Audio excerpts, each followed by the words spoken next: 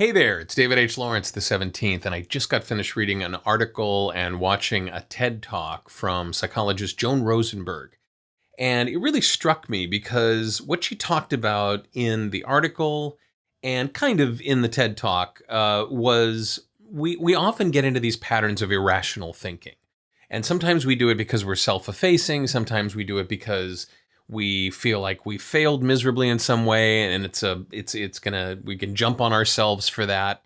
But these forms of irrational thinking don't help, and sometimes we don't know what to do about them. So psychologists call irrational thinking cognitive distortions, which is just, a fancy way of saying, you're thinking crazy thoughts. And I don't mean crazy as an insult. I'm just saying when you look at them from a dispassionate third-party position, you're like, what are you talking about? So let's look at some of these. First of all, there's all or nothing thinking. And that is that, I have to be perfect. Oh, I suck horribly at this. I'll never get this right. You use these absolutes.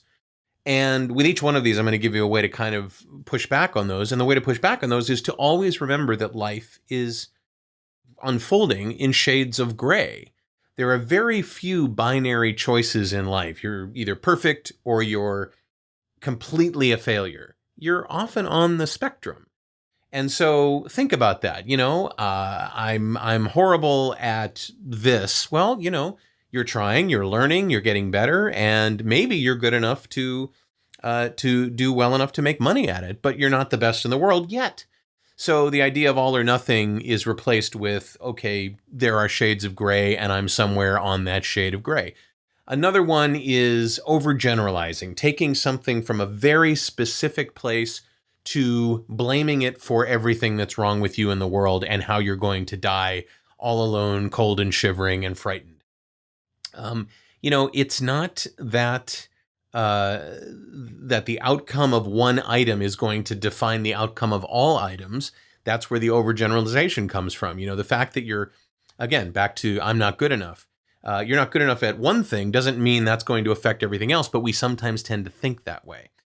Number 3 is called disqualifying the positive. You're just saying that because you like me, or they just gave me that job because I knew somebody, or even talking about somebody else getting a job that way. Oh, they got that job because they knew the casting director, or they knew the producer, or whatever, right? And when you disqualify the positive, you are reinforcing these negative feelings that you have, that like the playing field isn't even, so you couldn't possibly have gotten that role or been booked for that part because they had some sort of an advantage, or you didn't get the booking because you didn't have that advantage. And the way to push back on that is to say, thank you, or that's great. Not going to the reason, but just showing gratitude. And I know it's really hard because you're like, I didn't get that part. Why should I show gratitude? Because it solves the problem of that disqualifying the positive. The fourth thing she mentioned was personalization and excessive responsibility. So, something happens and you take all the blame yourself, right? Even though it's very likely that the blame was shared or didn't have anything to do with you at all.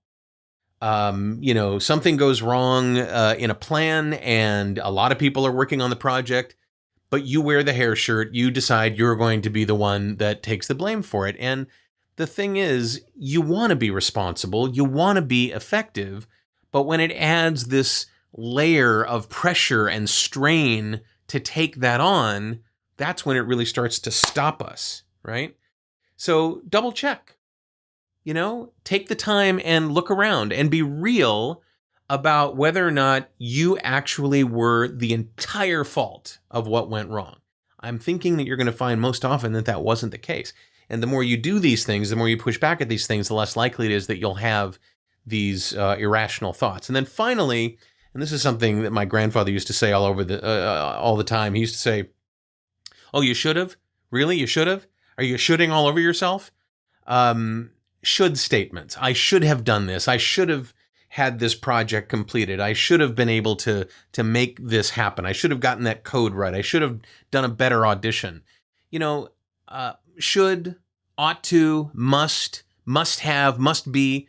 How about can, choose to, decide to, might be able to, it's likely that. Again, that kind of ties in with the absolutism that we talked about in one of the earlier ones. But this idea of immediately going to that point where you're beating yourself up and you're saying, I should have done that better. That's something that can be pushed back against, and you should, with the idea that, okay, I will do that differently next time, or I will do that differently now. I will fix this. But try not to should all over yourself. I am slowly turning into my grandfather. Um, anything I missed here? Put it in the comments below. Any other type of irrational thinking that you want me to talk about, or that you want me to, sort of investigate? I'm happy to do so. Leave a comment below, especially if you're watching on vo2gogo.com. If you're not watching there, you're watching on YouTube or Facebook or wherever else you've seen this video, go over to vo2gogo.com, because that's where we've got all the good stuff. That's where we've got the tips and tricks and strategies and tactics for you. If you'd like to join my YouTube channel, go ahead and click on my head there. If my head isn't there, look for a subscribe button somewhere on the page. Want to see the latest video I've done? Click on that frame and YouTube will play it for you. I'm David H. Lawrence, the 17th. I thank you so much for watching, and I will talk to you tomorrow.